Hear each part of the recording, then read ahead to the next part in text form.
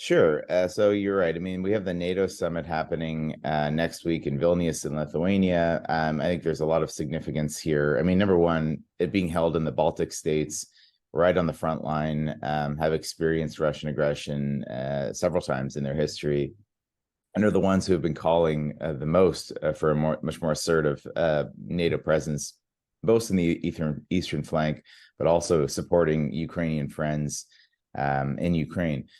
So I think there's going to be a couple issues at play. And I mean, these issues are not issues that we will think about for 1 year, 2 years, but I think that they're the decisions that get made in the next week and probably in the next summit, for example, which will be held in Washington, D.C. in a year from now, will have strong reverberations, not Right. just for continental security in Europe, but also more broadly. We have the Chinese watching what's happening next week as well. So So structural change, pretty much. structural change, absolutely. And I mean, some of the issues that I see at play. I mean, the biggest one obviously is the future of Ukraine's role in the alliance. No one, it's not a spoiler to say that Ukraine will not become a member of the alliance at the Vilnius summit. And I think that's not the point that needs to be determined, but it's how quickly, what sort of format, will Ukraine have to go through all of the normal bureaucracy to get into the alliance, or will this be fast tracked? So that's, question number one is what sort of reassurances do we give to Ukraine for it sort of, doing God's work in a sense and fighting the good fight, on their own territory. What reassurances do we give them for the alliance? The second point, and I think in a way this one's being buried a bit by the war in Ukraine, but I think is the way that the alliance and more broadly the West approaches China.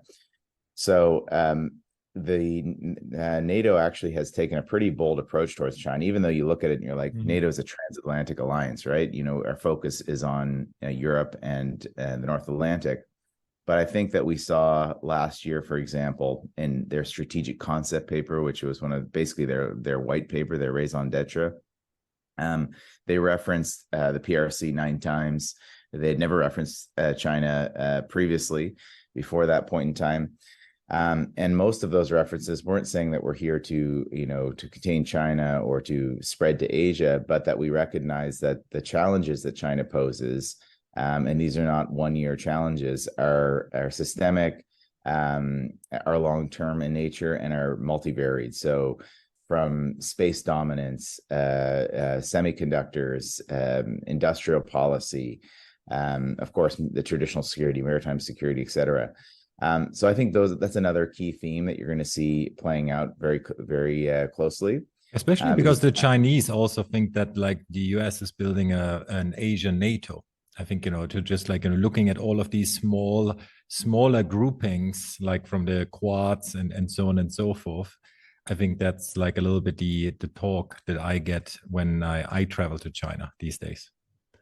I think you're right. I mean, I think they see it. I mean, the Chinese will often, and the Japanese do this too. The strategists will flip the map on its side, and show the maritime access points. And I mean, if you're a Chinese strategist, and then you will look at the map and you see Japan's archipelago, which stretches all the way down the Okinawan Islands, connect almost 60 miles to Taiwan, which in many senses is a de facto ally. And then you stretch into the South China Sea, where you have the Philippines, obviously, as a U.S. ally, Australia, obviously, on the South Pacific front with New Zealand, and then growing partnerships, not necessarily security alliances, but security partnerships with India, Singapore, and other states in Southeast Asia. So, yeah, that's how the Chinese perceive it, is that the expansion of these security partnerships is growing at pace.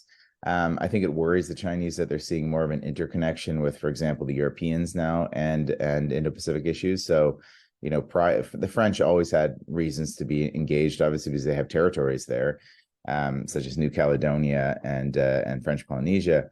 But others, for example, the Germans sending frigates to the region. The UK has very significant defense cooperation now with Japan in particular. We're seeing the Italians working on fighter jets with the Japanese. So, I mean, we're seeing much more of a presence from the Europeans as well. So I think you're right. I think this is the Chinese perspective.